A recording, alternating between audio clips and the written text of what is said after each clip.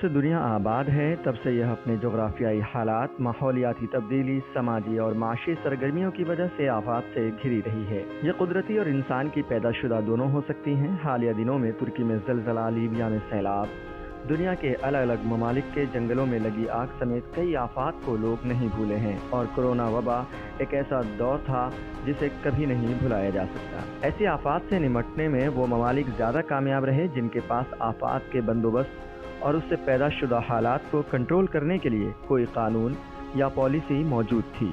चीन के बाद दूसरा सबसे ज़्यादा आबादी वाला मुल्क होने के बावजूद अगर भारत ने कोरोना वबा पर काबू पाया तो इसकी एक अहम वजह डिज़ास्टर मैनेजमेंट कानून 2005 था, जिसके तहत कौमी सतह पर लॉकडाउन समेत कई अहम फैसले लिए गए, जिनकी नाफरमानी करने पर सज़ा का इल्तिज़ाम भी किया गया। मरकज़ी हुकूमत इस कानून का इस्तेमाल आफात से निपटने और उससे पैदाशुदा हालात को कंट्रोल करने के लिए करती है।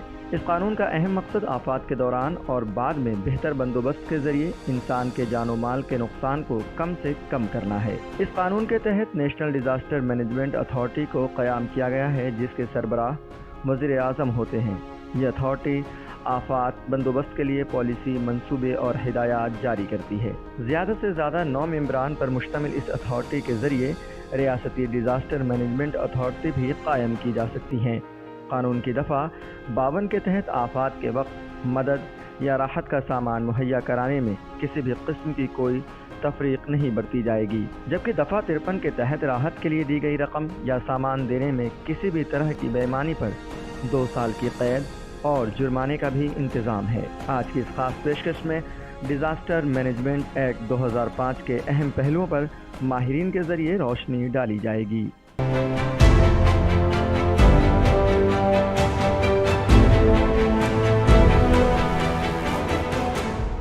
अपना मुल्क अपना आइन, शक्ति संविधान की। नाज़रीन आदाब, आज के इस डिजिटल दौर में सारी दुनिया एक ग्लोबल विलेज बन गई है। इंसान ने तरक्की की वो मनाजिल तय की हैं जहां आज से पहले वो कभी नहीं पहुंच सका था, लेकिन उसके बावजूद कुछ सूरत हाल ऐसी है जहां इंसान कुछ भी नहीं कर सकता। जी हाँ, कुदरती आफात या इंसानी सरगर्मियों से पैदाशुदा तबाही। हाल ही में हमने तुर्की में ज़लज़ला, लीबिया में सैलाब और हिमाचल प्रदेश में लैंडस्लाइड जैसे वाक़यात देखे। अचानक आने वाली तबाही को कोई रोक नहीं सकता, लेकिन जो मुल्क आफात का बंदोबस्त करना जानते हैं वो इसके नुकसान को कम से कम ज़रूर कर देते हैं।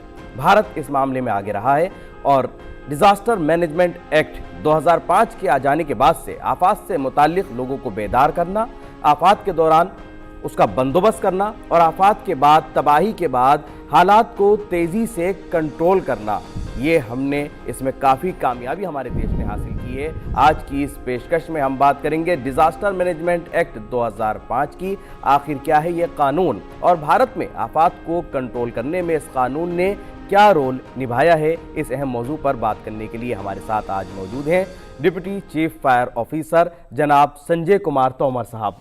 आपका आज की इस पेशकश में बहुत बहुत इस्तकबाल है। तोमर साहब, जब हम बात करते हैं डिज़ास्टर की, डिज़ास्टर मैनेजमेंट की, आखिर आपदा या डिज़ास्टर किस सूरत हाल को कहा जाएगा, किस स्थिति को कहा जाएगा? सबसे पहले मैं इसकी डेफिनेशन आपसे जानना चाहूँ। देखिए, डिज़ास्टर जो वर्ड है, इसका जो ओरिजिन है वो ग्रीक वर्ड है। ये 2 शब्दों से मिलकर बना है, डिस और एस्ट्रे, जिसका मतलब होता है बैड स्टार।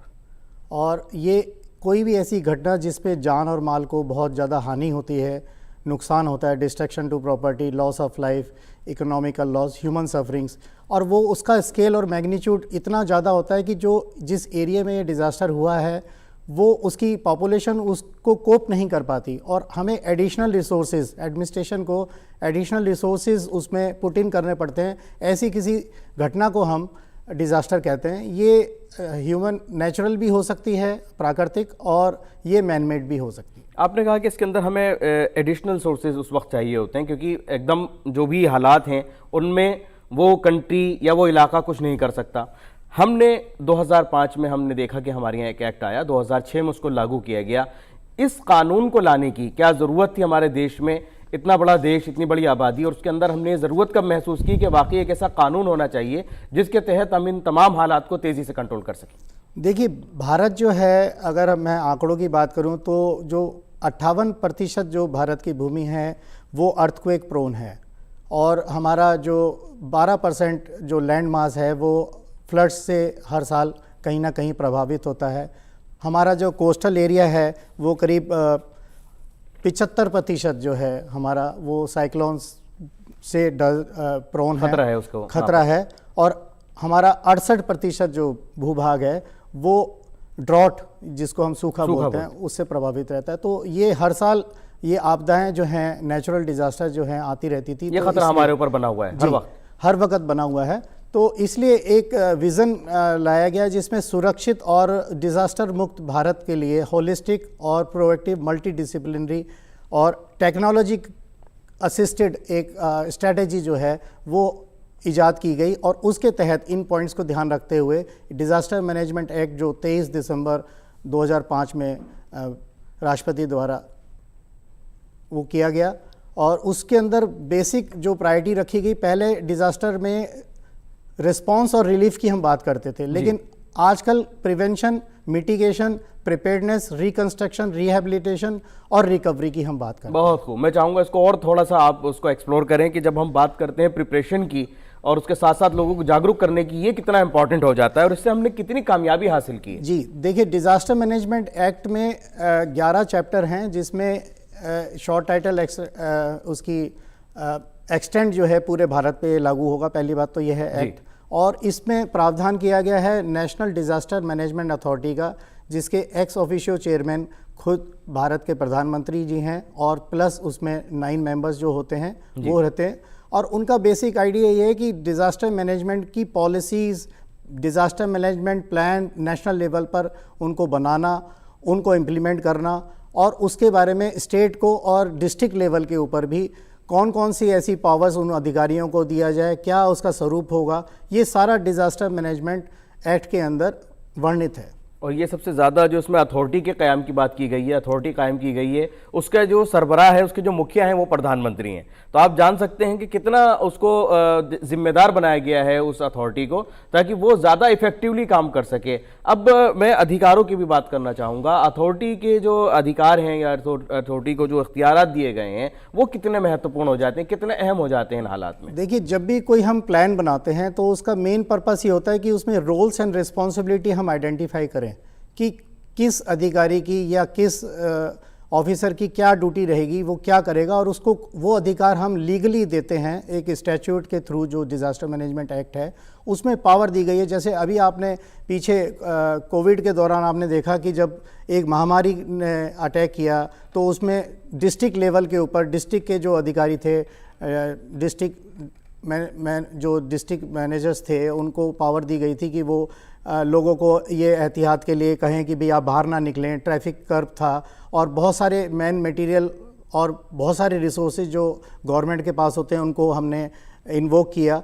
और इसमें साथ ही साथ ये भी पावर दी गई है कि अगर आप उनके अधिकारियों का कहना नहीं मानेंगे तो आप में उसमें सजा का प्रावधान ये सबसे ज़्यादा इंपॉर्टेंट हो जाता है। जिस तरीके से लॉकडाउन की सूरत हाल हमने देखी, और उसके अलावा बहुत अहम फैसले कोरोना के हालात में लिए गए, और यहाँ तक कि कोरोना को बाकायदा एक डिज़ास्टर करार देना, ये भी तमाम चीज़ें इस कानून के तहत की गई। और कोरोना देखा जाए तो एक मैनेजमेंट के अगर मैं बात करूँ, भारत के मैनेजमेंट की अगर बात करूँ, तो कोरोना शायद सबसे बड़ी मिसाल होगी। जी, बहुत बड़ी मिसाल है। हमारा जो डिज़ास्टर मैनेजमेंट एक्ट था, इसको हमने पूरी तरह से भारत के अंदर इम्प्लीमेंट करके ही इस कोरोना महामारी में जो भी नुकसान ज़्यादा हो सकता था, क्योंकि ये महामारी एक दूसरे से फैलती थी, इसमें ये सारी पावर और ये सारी जो भी उसके प्रावधान थे डिज़ास्टर मैनेजमेंट के, उसी डिज़ास्टर मैनेजमेंट एक्ट के तहत ही उसमें कार्रवाई की गई। सारी अधिकारियों ने, सारे स्टेटों ने, सारे डिस्ट्रिक्ट्स ने भारत के अंदर इसी डिज़ास्टर मैनेजमेंट एक्ट के तहत ही कार्रवाई की और लोगों की जान और माल को सुरक्षित रखा गया। बिल्कुल, आपने सही कहा। अगर एक तजुर्बे की बात करूं, आपका एक लंबा तजुर्बा रहा है इस मामले में, और हमने देखा कि 2005 में एक कानून आ गया। उससे पहले भी भारत के अंदर आपदाएं आती रहीं। अगर उससे पहले के हालात को कंट्रोल करने की बात की जाए और 2005 के कानून के आने के बाद हालात को कंट्रोल की बात की जाए, तो आपने कितना फ़र्क देखा बंदोबस्त में, आफात को बंदोबस्त करने में, आपदा के प्रबंधन में कितना ज़बरदस्त फ़र्क आपको नज़र आया? देखिए, डिज़ास्टर मैनेजमेंट एक्ट 2005 के आने से पहले जो रिस्पांस होता था किसी डिज़ास्टर का, जैसे सूखा पड़ गया या कहीं बाढ़ आ गई, तो वो लिमिटेड रहता था रिस्पांस और रिलीफ पर। कोई प्रोएक्टिव अप्रोच नहीं थी जिसमें हम बात करें प्रिवेंशन की, जिसमें हम बात करें मिटिगेशन करने की, जिसमें हम बात करें रिकवरी रिहेबिलिटेशन की और टेक्नोलॉजिकल बेस्ड। ये चीज़ें जब मैं अपनी डेवलपमेंट पॉलिसीज़ के अंदर लाता हूँ प्लानिंग को जी, तो डिज़ास्टर मैनेजमेंट एक्ट ने ये सारा एक लीगल फ्रेमवर्क तैयार किया है जिसके अंदर सभी इन चीज़ों को लेके साथ चल के तभी हम एक डिज़ास्टर में होने वाले खतरे और नुकसान से बच सकते हैं। कंट्रीब्यूशन की आपने बात कही, किस तरह का मतलब कंट्रीब्यूशन, क्या जो हमारी जो एजेंसीज हैं जो एकदम एक्टिव हो जाती हैं किसी भी मुसीबत में, क्या उनके कंट्रीब्यूशन की बात कही गई है इसके अंदर, और किस तरह से कोऑर्डिनेट करता है? देखिए, पहले तो मैंने जैसे बताया था कि नेशनल डिज़ास्टर मैनेजमेंट अथॉरिटी में पावर दी गई हैं, एक बहुत इसमें एग्जीक्यूटिव काउंसिल है, कमेटी है जिसके पास बहुत सारी शक्तियां हैं, जो आपका स्टेट लेवल के ऊपर आपके क्या प्लान्स होंगे डिज़ास्टर मैनेजमेंट के, क्या गाइडलाइंस होंगी, कैसे मैंने उस डिज़ास्टर मैनेजमेंट प्लान को बनाना है, कैसे दूसरी डिफरेंट एजेंसीज़ का आपस में समन्वय करना है, कैसे हम उसके लिए फंड्स का भी व्यवस्था करनी, क्योंकि कोई भी प्लान इंप्लीमेंट करने के लिए आपको फंड्स भी चाहिए, फंड की ज़रूरत, वो फंड्स कहाँ से आएगा? आएगा? तो ये सारे प्रावधान हैं। और सबसे बड़ी बात है कि आपका एक रिस्पांस फोर्स जो एनडीआरएफ जो तैयार की गई है, इसकी 16 बटालियन है और 28 लोकेशन पर डिफरेंट स्टेट्स के अंदर ये मौजूद है, जो तुरंत कार्रवाई करती है और एकदम कोई भी डिज़ास्टर अगर होता है, कोई सूचना मिलती है तो ये ट्रेंड मैन पावर है जो वहाँ पर जाती है और लोगों को सहायता उपलब्ध कराती है। एनडीआरएफ का आपने जिक्र किया, इसी के साथ हम एक नाम और सुनते हैं कहीं भी का अगर कोई हादसा हो जाता है, एसडीआरएफ। तो एनडीआरएफ, एसडीआरएफ, क्या इनके अलग अलग परिभाषा और दूसरे इनके क्या काम अलग अलग हैं या इनको अलग अलग किसी मकसद के लिए बनाया गया है? देखिए, कोई भी आपदा है अगर कहीं वो किसी डिस्ट्रिक्ट में घट रही है तो सबसे पहला जो रिस्पांस होगा वो उस स्टेट का या उस डिस्ट्रिक्ट का होगा।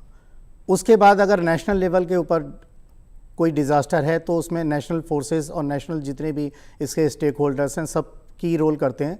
लेकिन अगर मैं डिस्ट्रिक्ट लेवल तक जाऊं, किसी भी एरिया के अंदर अगर कोई डिज़ास्टर होता है तो सबसे पहला रिस्पांस उस स्टेट का, उस डिस्ट्रिक्ट का होगा।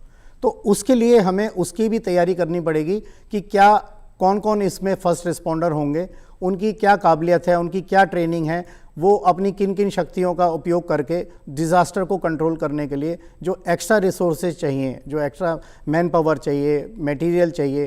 तो इस तरह से इंडिया के अंदर नेशनल लेवल पर, स्टेट लेवल पर और डिस्ट्रिक्ट लेवल पर जो व्यवस्थाएं की गई हैं वो सारी इस डिज़ास्टर मैनेजमेंट एक्ट में वर्णित की गई हैं। आपने ट्रेनिंग की बात कही, क्या जो हमारी जो टीम्स होती हैं, जो एसडीआरएफ और एनडीआरएफ की टीम्स जाती हैं और आप भी फायर सर्विस में रहें, क्या ट्रेनिंग दी जाती है, लोगों को बाकायदा तरीके से तैयार किया जाता है कि ऐसे हालात को किस तरह से आप कंट्रोल करें? जी, ये बहुत अच्छा आपने क्वेश्चन किया है। देखिए, जितनी तरह के मैंने डिज़ास्टर बताए तो सभी डिज़ास्टर में अलग अलग तरह के इक्विपमेंट्स यूज़ होते हैं, अलग अलग तरह का मुझे सामान चाहिए होता है उस डिज़ास्टर से। जैसे अर्थक्वेक में बिल्डिंग कोलैप्स हो जाती है और फ्लडिंग के अंदर पानी भर जाता है, तो इन आपदाओं से निपटने के लिए पहले से मैंने तैयारी की होती है, पहले से हमने तैयारी की होती है डिपार्टमेंट ने कि उसमें रिस्पॉन्स कैसे करेंगे और उसमें जो फंसे हुए लोग हैं, डेब्रिस के अंदर हैं, उनको कैसे निकालेंगे। तो जो भी मटेरियल या इक्विपमेंट हमें चाहिए उनकी प्रिक्योरमेंट होती है, फिर उनकी ट्रेनिंग होती है और उनको स्ट्रैटेजिक लोकेशंस के ऊपर भेज दिया जाता है। जहाँ तक स्टेट और डिस्ट्रिक्ट लेवल की बात है तो हर डिस्ट्रिक्ट के अंदर एक डिज़ास्टर मैनेजमेंट अथॉरिटी बनाई गई है, DDMA जो बोलते हैं, उसमें भी यही चीज़ बताई गई है कि आपने कैसे रिस्पॉन्स करना है, कैसे डिफरेंट एजेंसीज आपस में समन्वय कायम करते हुए मतलब पब्लिक की सहायता करनी है। मेन एम तो वही रहता है कि लोगों की जो जान माल को नुकसान कम से कम हो। आपने सहायता की बात की, आपने मदद की बात की। मदद के अंदर कभी कभार ऐसा होता है कि किसी एक पर्टिकुलर एरिया में जब हम लोग जाते हैं तो वहाँ मदद के लिए बहुत सारे लोग आ जाते हैं। कानून क्या कहता है कि जब उस मदद की बात आए तो उसके अंदर किसी तरह का कोई भेदभाव नहीं होना चाहिए, उसके अंदर जब सहायता देने की बात आए तो उसके अंदर कोई भेदभाव नहीं होना चाहिए। मैं चाहूँगा आप उस पर भी रोशनी डालें कि कानून ने इसकी किस तरह से व्याख्या की है। देखिए, इसमें कोऑर्डिनेशन की बात कही गई है। जो डिफरेंट एजेंसीज थी, पहले हमने भी देखा है कि पहले एजेंसी जब रिस्पॉन्स करती थी तो उनका जो रिस्पॉन्स होता था वो कोऑर्डिनेटेड नहीं होता था। डिज़ास्टर मैनेजमेंट एक्ट लागू होने के बाद जितनी भी इसके डिज़ास्टर के ऊपर रिस्पॉन्स करने वाली एजेंसीज़ हैं उनका आपस में समन्वय होना ज़रूरी है और एक एजेंसी, एक अफसर का होना ऐसा ज़रूरी है जो सब उस सारे डिपार्टमेंट उसकी बात माने। तो डिज़ास्टर मैनेजमेंट एक्ट में डीएम को पावर दी गई है, स्टेट में सीएम के पास पावर है और नेशनल लेवल पर प्रधानमंत्री जी के पास ये सारी और नेशनल एग्जीक्यूटिव कमेटी के पास ये पावर है। तो हर लेवल के ऊपर जैसे ही आप कोई डिज़ास्टर होता है तो ये समन्वय करना और इसके लिए मॉक ड्रिल्स भी की जाती हैं ताकि एजेंसीज के बीच में बेहतर तालमेल रखा जाए और जो डिज़ायर्ड रिजल्ट हमें चाहिए, कोऑर्डिनेशन, जैसे आपके पास में अगर 3 गाड़ियां हैं तो कहाँ कहाँ भेजनी है, आपके पास रिसोर्सेज हैं, कितनी मैन पावर है, तो वो सब एक जगह इकट्ठा होके वहाँ से उनका फिर रिस्पांस किया जाता है कि यहाँ पर इसको भेज दीजिए, यहाँ पर हेलीकॉप्टर चाहिए, यहाँ पर फायर ब्रिगेड चाहिए, यहाँ पर एम्बुलेंस चाहिए।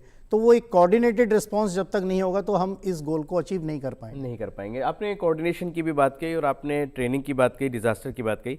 आपके ही अगर मैं महकमे की बात करूं, अगर मैं फायर सर्विस की बात करूं, तो आप कब ये आपको ये लगता है कि हाँ अब आपको डिज़ास्टर मैनेजमेंट में और एजेंसीज की भी ज़रूरत है, अब ये काम आपके बस का नहीं है? गाइडलाइंस में थोड़ा सा समझना चाहूँगा, वो गाइडलाइंस क्या कहती हैं? देखिए, जैसा कि बताया था कि एक नॉर्मल एक्सीडेंट और फायर इंसिडेंट की अगर मैं बात करूं तो दिल्ली में हम लोगों को करीब 30,000 फायर कॉल और अदर एक्सीडेंट कॉल मिलती है, जिसमें building collapse, droning rescue, lift rescue, river rescue सारे मिलते हैं। लेकिन उनका नंबर इतना ज़्यादा नहीं होता एट ए टाइम। अगर दिल्ली में इस तरह की बड़ी घटनाएं बिल्डिंग कोलैप्स की एक साथ अगर हो जाएं तो डेफिनेटली हम लोगों को भी बाहर से मदद की आवश्यकता पड़ेगी। तो यही एक फ़र्क है नॉर्मल एक्सीडेंट में और एक डिज़ास्टर में।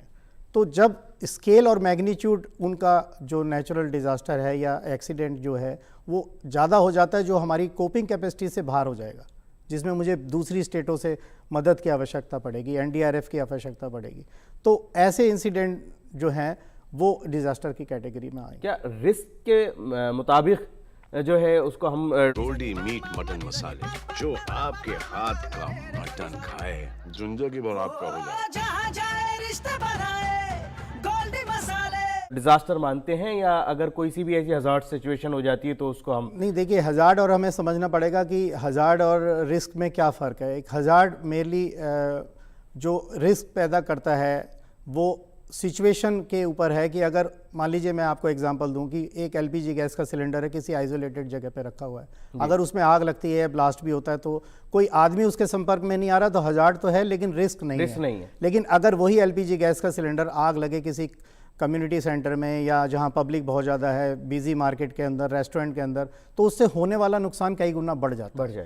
तो हज़ार्ड को जब रिस्क से हम मतलब वल्नरेबिलिटी से जब मल्टीप्लाई करते हैं तो रिस्क आता है। तो रिस्क फैक्टर हर एक स्टेट में अलग अलग है। कुछ स्टेट साइक्लोन प्रोन है, कुछ स्टेट अर्थक्वेक प्रोन है, कुछ स्टेट फ्लड प्रोन है। तो पहले ही वल्नरेबिलिटी असेसमेंट एक किया जाता है, रिस्क का एनालिसिस किया जाता है और रिस्क एनालिसिस के ऊपर फिर उसके ऊपर उसको मिटिगेट करने के लिए प्लान्स बनाए जाते हैं। तो ये एक सबसे बड़ी खासियत है डिज़ास्टर मैनेजमेंट एक्ट के अंदर कि आपने रिस्क बेस्ड अप्रोच रखनी है। आपने एनालिसिस करना है कि कौन कौन से एरिया हैं। जैसे कोई इंडस्ट्रियल बेल्ट है, अगर हम बात करें भोपाल की, तो भोपाल में जब पहले गैस कांड हुआ था तो वो प्रिपेयर्डनेस नहीं थी जो आज की प्रिपेयर्डनेस है। अब हर इंडस्ट्री को मालूम है कि उसके अंदर होने वाला रिस्क क्या है। अगर कोई गैस का रिसाव होगा तो इंडस्ट्री क्या करेगी और आसपास के लोग क्या होगा। और इसमें सबसे ज़्यादा अहम एक चीज़ होती है वो है अवेयरनेस। पब्लिक जिस हज़ार्ड के पास रह रही है, जिस पब्लिक को रिस्क ज़्यादा है, तो उनकी हम नॉलेज को भी बढ़ाते हैं और उनको अवेयर कराते हैं कि आपके इस एरिया में ये क्षेत्र है। जैसे कोई साइक्लोन आने वाला है तो जितने भी कोस्टल एरिया के पास रहने वाले लोग हैं उनको मालूम है कि कैसे शेल्टर लेना है, कैसे शेल्टर बनाना है या कहाँ हमें मूव करना है। जैसे हमने पिछले दिनों दिल्ली में बाढ़ की सिचुएशन देखी तो उससे पहले ही लोगों को वहाँ पर, हाँ बिल्कुल, ना सिर्फ लोगों को, उनके जो एनिमल्स थे उनको भी। और टेक्नोलॉजी का भी बहुत बड़ा योगदान है कि आज आप पहले ही साइक्लोन आने से पहले उसको ट्रैक कर देते हैं जी। पानी रिलीज होने से पहले अगर किसी क्षेत्र में पानी ज़्यादा गिरता है जैसे पहाड़ों पे, तो हमें पता होता है कि 24 घंटे बाद ये पानी दिल्ली में पहुंचेगा या कितने घंटे बाद यहाँ पर पानी का लेवल इतना बढ़ेगा। तो टेक्नोलॉजी बेस्ड जो डिज़ास्टर मैनेजमेंट है इसमें टेक्नोलॉजी का भी बहुत ज़्यादा इस्तेमाल किया जाता है। और ये एक ख़ास बात है कि इसमें सारी अप्रोचेस जो डिज़ास्टर मैनेजमेंट एक्ट में जो भी हम बेस्ट से बेस्ट अवेलेबल है हमारे पास या जिसका हम उपयोग कर सकते हैं। जैसे आपको बात बताऊं कि कहीं अगर अर्थक्वेक आ गया है तो 1 घंटे के अंदर हमारे पास सैटेलाइट मैप्स अवेलेबल होते हैं। डिस्ट्रिक्ट मजिस्ट्रेट जो है उनको देख सकता है कि कितनी मेरी पॉपुलेशन अफेक्टेड है, कितने लोगों को मैं रिलीफ की आवश्यकता पड़ेगी, कितनी मेरी क्रॉप जो है वो इंडंटेटेड है वाटर से, या कितने लोगों के लिए खाने का वो करना पड़ेगा। तो ये सैटेलाइट मैप्स भी आजकल अवेलेबल करा दिए जाते हैं डिस्ट्रिक्ट मजिस्ट्रेट तक। यानी जो कोऑर्डिनेशन है उसके तहत देखा जाए तो उनको वो तमाम चीज़ मिल जाती है कि खतरा कहाँ से है, कहाँ तक है और किस लेवल तक उसका एक्सटेंट क्या है, उसका एक्सटेंट क्या है, ये बहुत इंपॉर्टेंट। ये बहुत आपने एक अहम बात कही। जब हम इसकी मदद की बात करते हैं या लोगों को सहायता राशि की बात करते हैं, क्या कोई इस तरह का इसके अंदर सज़ा का इंतज़ाम भी किया गया है कि अगर इसके अंदर कहीं बेईमानी होती है लोगों को मदद की राशि पहुँचाने में, सहायता राशि जिसे हम कहते हैं उसको पहुंचाने में, तो क्या कोई सज़ा का भी उसके अंदर इंतज़ाम है इस कानून में? हाँ जी, मैं बता देता हूँ। इसमें अगर आप फॉल्स क्लेम करते हैं जी, तो इसमें अगर वो प्रूव हो जाता है गिल्टी तो 2 साल तक की सज़ा का प्रावधान है। ऑफेंसेस में ऑब्स्ट्रक्शन करें या रिफ्यूज़ करें तो भी 2 साल और प्लस फाइन का प्रावधान है। मिस एप्रोप्रिएशन ऑफ फंड्स और मिस एप्रोप्रिएशन ऑफ मटेरियल, जैसे कहीं सूखा पड़ा हुआ है और कोई आदमी स्टोरिंग करने लग जाए तो उसमें भी सज़ा का प्रावधान है। फॉल्स वार्निंग अगर कोई देता है, जैसे देखा गया है कि बहुत सारे लोग मीडिया के द्वारा, सोशल मीडिया में फॉल्स कि उधर उतने लोग मर गए, अफवाह फैलनी शुरू होती है, उसमें भी सज़ा का प्रावधान है। गवर्नमेंट ऑफिसर से अगर कोई गलती होती है उसमें भी उनको ऑफिशियल प्रोसीडिंग्स उनके अगेंस्ट की जा सकती हैं। कोई सरकारी अफसर अगर इसमें मना करता है, रिफ्यूज़ करता है डिज़ास्टर के दौरान, तो उसके तहत भी उसके खिलाफ कार्रवाई का प्रावधान है। कंट्रावेंशन ऑफ रिक्विजिशन, जैसे आपको अगर माल चाहिए और नहीं मिल पा रहा है या कोई मना कर रहा है तो भी सज़ा का प्रावधान है। और बड़ी बड़ी कंपनीज़, क्योंकि कई बार ऐसा होता है डिज़ास्टर, जैसे मैंने बताया कि मैग्नीट्यूड अगर बहुत ज़्यादा बड़ा है तो हमें NGOs की भी हेल्प लेनी पड़ती है, बड़ी बड़ी कंपनी से भी हेल्प लेनी पड़ती है, तो वो भी मना नहीं कर बारे में क्या कहता है कि आप किसी से भी मदद ले सकते हैं NGO से? बिल्कुल, ये सारी चीज़ें जो मैंने ऑफेंसेस हैं, ये मैंने डिज़ास्टर मैनेजमेंट एक्ट के प्रावधान जो हैं वही आपको बताए हैं। और इन सब में प्रावधान है कि आपने हेल्प करनी है, आप मना नहीं कर सकते। डिज़ास्टर एक ऐसी सिचुएशन है कि उसमें ये सब लोगों का सहयोग वांछित होता है, चाहे वो NGOs हों, चाहे वो बड़ी कंपनीज़ हों या कम्युनिटी पार्टिसिपेशन भी बहुत ज़्यादा इम्पॉर्टेंट है। भारत एक दुनिया ने देखा कि भारत एक उभरती हुई शक्ति है और उसके साथ साथ हमने काफ़ी हद तक दुनिया को ये सिखाया कि किस तरह से हालात को कंट्रोल किया जा सकता है। आपका भी तजुर्बा रहा है, अगर हम इंटरनेशनली इन हालात को, डिज़ास्टर को कंट्रोल करने की या मैनेज करने की बात करें तो हम लोग कितना अग्रणी रहे या कितना आगे रहे हैं, कितना हम मैसेज दे पाए दुनिया को कि हमारा डिज़ास्टर मैनेजमेंट कितना अच्छा है दुनिया के सामने? ये बहुत अच्छा आपने क्वेश्चन किया है। अभी आपने देखा होगा, आपने जिक्र किया था कि लीबिया, टर्की के अंदर जो डिज़ास्टर हुए हैं उसमें भारत ने सहयोग किया था अपनी तरफ से, और NDRF की हमारी टीम्स गई थी जिन्होंने बहुत अच्छा काम किया और उनको बहुत लॉरेल्स मिले थे। काफ़ी लोगों ने, वहाँ की गवर्नमेंट ने और वहाँ के लोगों ने बहुत तारीफ़ की थी। जो ये सिस्टमेटिक अप्रोच जो है, जो जैसे मैंने आपको सारा डिज़ास्टर मैनेजमेंट एक्ट में बताया जी, तो इसमें अगर हमारे पास ट्रेन मैन पावर है तो बाहर की कंट्रीज़ में भी हम लोग जाके हेल्प करते हैं और दूसरी स्टेटों में भी जाके हेल्प करते हैं, और तभी ये डिज़ास्टर मैनेजमेंट एक्ट जो है सक्सेसफुल हुआ। बिल्कुल आपने सही कहा। और हम लोगों ने कोरोना के अंदर उसका जीता जागता हमने एग्जाम्पल देखा, उसका रिजल्ट देखा और उसके अंदर हमने कामयाबी हासिल की। सर, अक्सर ऐसा भी होता है कि लोग जब कभी डिज़ास्टर से कोई चीज़ नबर्द आज़मा होते हैं या मुकाबला करते हैं तो वो चाहते हैं कि हमारे पास कोई नंबर हो ऐसा जिस पर हम इमीडिएट डिज़ास्टर मैनेजमेंट में अगर कॉल कर सकें। तो क्या इसका कोई टोल फ्री नंबर है जिसको हम अपने व्यूवर्स को बता सकें? जी, दिल्ली में भी है, दिल्ली में भी एक नंबर है डिज़ास्टर मैनेजमेंट का, उस पर कॉल की जा सकती है। वो छोटा टोल फ्री नंबर होता है और बाकी स्टेटों में अलग अलग है। नहीं तो 112 तो अभी पूरे पैन इंडिया में है कि डिफरेंट एजेंसीज़ का ना हो। आपको एक नंबर मिला है जिसमें आपको मेडिकल इमरजेंसी, फायर की इमरजेंसी और दूसरी जो भी सपोर्ट, पुलिस की जो भी सपोर्ट चाहिए, एक ही नंबर आपने डायल करना है, 112। और दूसरा, जब आपने इसकी ट्रेनिंग की बात की और उसके अंदर पब्लिक के पार्टिसिपेशन की बात की, तो जो लोग सीखना चाहते हैं, अगर मैं फायर सर्विस के ताल्लुक से बात करूं, तो जो लोग सीखना चाहते हैं कि सर हम ऐसे हालात में क्या करें, ऐसी सिचुएशन में हम लोग क्या करें, अगर कहीं आग लग जाती है या बड़ा कोई हादसा हो जाता है, किस तरह से सीख सकते हैं एक आम नागरिक? जी, इसके लिए national institute of disaster management जो जिसमें प्रावधान किया गया है, उसका बेसिक कार्य यही है कि गाइडलाइंस बनाना, लोगों को अवेयर करना, ट्रेनिंग प्रोग्राम, कॉन्फ्रेंस, सेमिनार्स आयोजित करना और वर्कशॉप्स वगैरह आयोजित करना, और ये बखूबी अपना काम कर रहा है। अगर आवाम को चाहिए तो अपना NIDM की वेबसाइट पे जाएं, वहाँ पर डिफरेंट मॉड्यूल्स जो हैं उन्होंने बनाए हैं कि जैसे घर में आपने क्या सावधानी बरतनी है, आग के लिए क्या सावधानी बरतनी है, अर्थक्वेक जब आता है तब आपने क्या सावधानी बरतनी है। तो ये सारे पैम्पलेट्स और ये सारी चीज़ें जो हैं ऑलरेडी सोशल मीडिया के ऊपर उपलब्ध हैं। कोई भी नागरिक उस पर जाके उनको डाउनलोड कर सकता है, पढ़ सकता है। ये एक रेगुलर फीचर है। हम लोग जहाँ तक दिल्ली फायर सर्विस की बात है तो हमारे पास कोई भी रिक्वेस्ट आती है तो हम उस बिल्डिंग में जाके इवैक्यूएशन ड्रिल कराते हैं, फायर फाइटिंग ड्रिल कराते हैं, डेमोन्स्ट्रेशन देते हैं और ये हमारा एक रूटीन है उसके अंदर। मतलब पूरे साल हम ये डेमोन्स्ट्रेशंस और मॉक ड्रिल्स और ये करते हैं ताकि आवाम को जागरूक करने के साथ साथ हमने देखा स्कूल्स के अंदर भी बच्चों को ट्रेनिंग दी जाती है, उन्हें समझाया जाता है कि किन हालात में अगर अर्थक्वेक आ जाए तो आप किस तरह से आप करेंगे। ये तमाम शायद इसी का हिस्सा है अगर हम बात करें मैनेजमेंट की और अपने इस एक्ट की। आपकी नॉलेज और इन्फॉर्मेशन के लिए बता दूं कि नेशनल लेवल के ऊपर 21 या 22 जनवरी को पूरे इंडिया के अंदर, पूरे भारत के अंदर एक साथ स्कूलों में मॉक ड्रिल होती है जी। तो दिल्ली के अंदर हम हर एक डिस्ट्रिक्ट के अंदर, हर एक सब डिवीज़न के अंदर जितने भी स्कूल्स हैं, और बाकी डिज़ास्टर मैनेजमेंट प्लान भी अब स्कूलों को बोला गया है कि आप अपना डिज़ास्टर मैनेजमेंट प्लान तैयार कीजिए। बच्चों को सिखाया जाता है कि अगर अर्थक्वेक आएगा तो कैसे उन्होंने नीचे डक करना है, किसी के नीचे शेल्टर लेना है, इवैक्यूएशन में धक्का मुक्की नहीं करनी, एक जगह आके असेंबल होना है। तो ये सारी चीज़ें अब रेगुलर बेसिस पर हो रही हैं। ये अब कोई ये नहीं कह सकता कि मेरे स्कूल में ड्रिल नहीं हुई। नेशनल लेवल पर एक साथ एक दिन होती है जी। स्टेट लेवल के ऊपर भी और डिस्ट्रिक्ट लेवल और सब डिस्ट्रिक्ट लेवल के ऊपर भी ये एक रेगुलर फीचर है जो हम करते हैं। और जितना हम लोगों को अवेयर करेंगे उतना ज़्यादा हम नुकसान को कम से कम कर सकेंगे, जहाँ तक हम समझते हैं। और यही गाइडलाइंस भी हैं इसी एक्ट की, और यही कोशिश हमने आज के इस प्रोग्राम के ज़रिए भी की है कि इस कानून के ताल्लुक से आपको भी बेदार किया जा सके, आपको भी जागरूक किया जा सके। हमारी आज की इस पेशकश का मकसद यही था, और उम्मीद है कि आप सभी लोगों ने आज की इस पेशकश से ज़रूर जानकारी और फ़ायदा हासिल किया होगा। मैं अपने आज के मेहमान का बहुत बहुत शुक्रगुजार हूँ। आपने आज के इस टॉपिक पर रोशनी डाली, और अब तमाम नाजरीन को हम छोड़े जाते हैं कानून से मुताल्लिक़ एक अहम मालूमात के साथ। आज की इस पेशकश को यही मुकम्मल करेंगे और हम फिर हाजिर होंगे किसी अलग और ख़ास मौजू के साथ। तब तक के लिए हमारी पूरी टीम को दीजिए इजाज़त। आदाब।